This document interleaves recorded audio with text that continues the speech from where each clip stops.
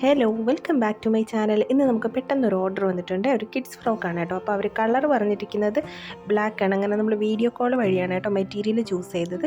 അപ്പോൾ ഈ ഒരു സീക്വൻസ് വർക്ക് വരുന്ന ബ്ലാക്ക് നെറ്റിൻ്റെ മെറ്റീരിയലും പിന്നെ സ്കേർട്ടിൻ്റെ പോർഷനിൽ ലൈനിങ്ങിനായിട്ട് സാറ്റിൻ മെറ്റീരിയലും അതുപോലെ ക്രേപ്പിൻ്റെ ലൈനിങ്ങും കൊടുത്തിട്ടുണ്ട് കേട്ടോ. വാങ്ങിയിട്ടുണ്ട്. 3.5 മീറ്റർ മെയിൻ ഫാബ്രിക്കും എടുത്തിട്ടുണ്ട്, 4 മീറ്റർ സാറ്റിൻ മെറ്റീരിയലും എടുത്തിട്ടുണ്ട്, പിന്നെ നമ്മൾ ക്രേപ്പിന് ലൈനിങ്ങും എടുത്തിട്ടുണ്ട് കേട്ടോ. ലൈനിങ് ഒരു 2.5 മീറ്ററാണ് എടുത്തത്. അപ്പോൾ നമ്മൾ മെഷർമെൻ്റ് എല്ലാം എന്താ ഒരു ബുക്കിലോട്ട് എഴുതി വെച്ചിട്ടുണ്ട്. ഇനി നമുക്ക് എങ്ങനെ കട്ട് ചെയ്യാൻ നോക്കാം. അപ്പോൾ നമ്മളിവിടെ അംബർല സ്കർട്ടാണ് ചെയ്യാൻ പോകുന്നത്, അംബർല ഫ്രോക്കാണ്. അപ്പം ഇതുപോലെ രണ്ടായിട്ട് മടക്കിയിട്ട് നമുക്കൊന്ന് കോണായിട്ട് മടക്കി കൊടുക്കാം. ഫസ്റ്റ് ക്രേപ്പിൻ്റെ മെറ്റീരിയലാണ് നമ്മൾ കട്ട് ചെയ്യാനായിട്ട് പോകുന്നത്. അപ്പോൾ നമുക്ക് വേസ്റ്റ് വരുന്നത് 8 ഇഞ്ചസാണ്. അപ്പം 8 ഇഞ്ചസ് ഇതുപോലെ കറക്റ്റായിട്ടൊന്ന് പിടിച്ചിട്ട് നമുക്കൊരു 1/2 ഇഞ്ചസ്, ഒരു 8.5 ഇഞ്ചസാണ് കേട്ടോ. അപ്പോൾ നമ്മൾ കറക്റ്റായിട്ട് ഇതുപോലെ ഒന്ന് പിടിച്ചിട്ട് മാർക്ക് ചെയ്ത് കൊടുക്കുക. ഇനി മുകളിൽ നിന്ന് ആ ഒരു സ്ട്രെയിറ്റ് വരുന്ന പോർഷനിൽ എത്രയാണെന്ന് നോക്കാം.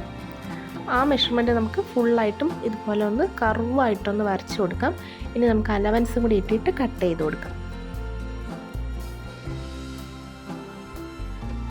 നമ്മളൊരു 7 to 8 ഏജ് വരുന്ന കുഞ്ഞിനാണ് കേട്ടോ ഈ ഒരു ഫ്രോക്ക് സ്റ്റിച്ച് ചെയ്യുന്നത്. അപ്പോൾ നമുക്ക് സ്കേർട്ടിൻ്റെ ലെങ്ത് മാർക്ക് ചെയ്യാം. ഫുൾ സ്കേർട്ടാണ്. അപ്പം 28 ഇഞ്ചസ് ലെങ്ത് മാർക്ക് ചെയ്ത് കൊടുത്തിട്ടുണ്ട്. നമുക്ക് ഫുള്ളായിട്ട് ഇതുപോലെ മാർക്ക് ചെയ്ത് കൊടുക്കാം. ലൈനിങ്ങിന് കട്ട് ചെയ്യുമ്പോൾ നമ്മളൊരു 1 ഇഞ്ചസ് ലെങ്ത് കുറച്ചിട്ടാണ് കേട്ടോ നമ്മൾ മാർക്ക് ചെയ്യുന്നത്. ഇനി നമുക്ക് മെയിൻ ഫാബ്രിക്കായിട്ട് സാറ്റിൻ കൊടുക്കാം. അപ്പോൾ സാറ്റിന് 1 ഇഞ്ചസ് ലെങ്ത് കൊടുത്തിട്ട് നമുക്ക് കട്ട് ചെയ്തെടുക്കാം.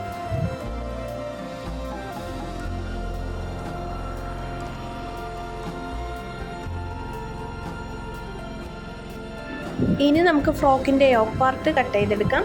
അപ്പോൾ ഫസ്റ്റ് യോക്ക് പാർട്ടിൻ്റെ ലെങ്ത് വന്നിട്ട് 10 ഇഞ്ചസാണ്, അത് മാർക്ക് ചെയ്ത് കൊടുക്കാം. ഒരു 1/2 ഇഞ്ചസ് മുകളിൽ നിന്ന് വിട്ടിട്ടാണ് നമ്മൾ ഈ ഒരു 10 ഇഞ്ചസ് മാർക്ക് ചെയ്യുന്നത്. മുകളിൽ അലവൻസിന് വേണ്ടിയിട്ടാണ് 1/2 ഇഞ്ചസ് മാർക്ക് ചെയ്തത്. ഇനി അത് നമുക്കൊന്ന് മാർക്ക് ചെയ്ത് കൊടുക്കാം. ഇനി ഷോൾഡർ മാർക്ക് ചെയ്യാം. ഷോൾഡർ 6 ഇഞ്ചസാണ്, 6 ഇഞ്ചസ് നമുക്ക് മാർക്ക് ചെയ്യാം.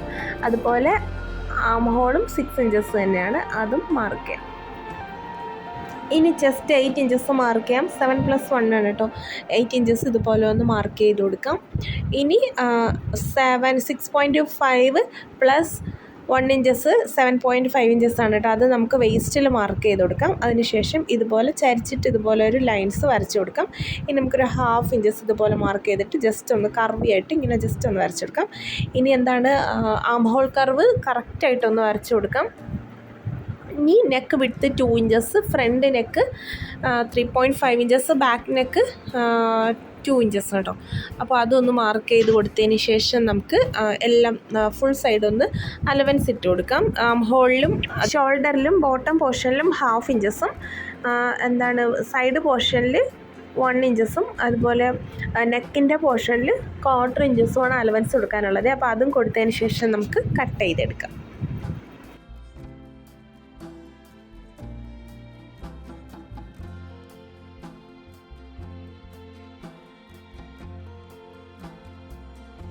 ഇനി നമുക്ക് സ്ലീവ് കട്ട് ചെയ്യാം. ഞാനിവിടെ പഫ് സ്ലീവാണ് കേട്ടോ കട്ട് ചെയ്തത്. ഈ ഒരു ലൈനിങ് വെച്ചിട്ട് നമുക്കിനി മെയിൻ ഫാബ്രിക്കും കൂടി കട്ട് ചെയ്തെടുക്കാം. അപ്പോൾ കറക്റ്റായിട്ട് ഇതുപോലെ ഒന്ന് ഫോൾഡാക്കി വെച്ചതിന് ശേഷം നമുക്ക് മെയിൻ ഫാബ്രിക് നെറ്റിൻ്റെ മെറ്റീരിയലും കൂടി കട്ട് ചെയ്തെടുക്കാം. നെക്ക് നമ്മൾ സ്റ്റിച്ച് ചെയ്യുമ്പോൾ മാത്രം കട്ട് ചെയ്താൽ മതി കേട്ടോ. ഇനി സ്കർട്ടിൻ്റെ മെയിൻ ഫാബ്രിക്കും കൂടി നമുക്ക് കട്ട് ചെയ്തെടുക്കാം.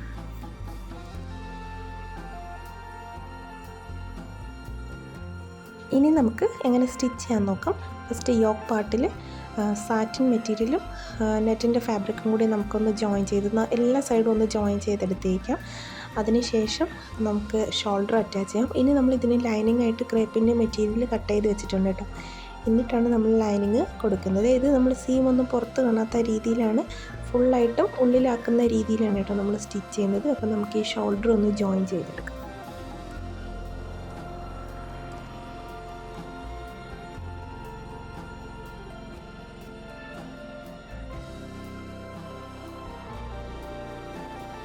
അതുപോലെ ക്രേപ്പിൻ്റെ ലൈനിങ് ഇതുപോലെ നമുക്ക് കട്ട് ചെയ്ത് വയ്ക്കാം.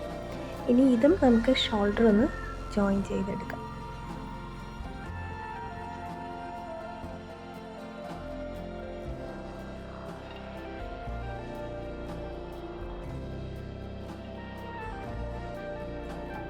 ഇനി ഇതിൻ്റെ രണ്ട് പോർഷനും ഷോൾഡർ കറക്റ്റായിട്ട് നമുക്കിതുപോലെ ഒന്ന് വെച്ചിട്ട് പിൻ ചെയ്ത് കൊടുക്കണേ.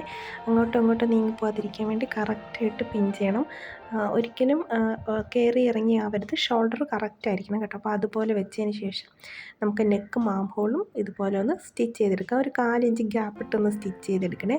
നമുക്ക് ചെറുതായിട്ടൊന്ന് കട്ടിങ്സ് ഇട്ടിട്ട് മറിച്ചിടാനുള്ളതാണ് കേട്ടോ. അപ്പോൾ അതുകൊണ്ട് 4 ഇഞ്ച് ഗ്യാപ്പ് വിട്ടിട്ട് നമുക്കൊന്ന് സ്റ്റിച്ച് ചെയ്തെടുക്കാം.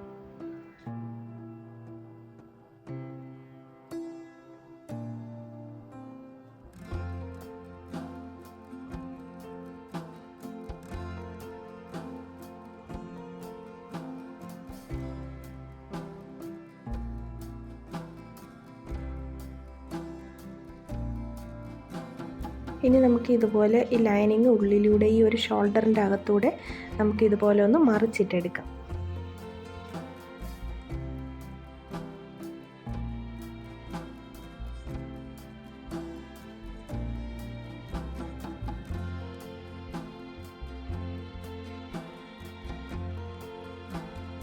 ഒരു ഫിനിഷിങ് കിട്ടാൻ വേണ്ടിയിട്ട് നെക്കിലും ആം ഹോളിലും കൂടി നമുക്കൊരു പ്രസ്സിങ് സ്റ്റിച്ചിങ് കൂടി കൊടുക്കാം.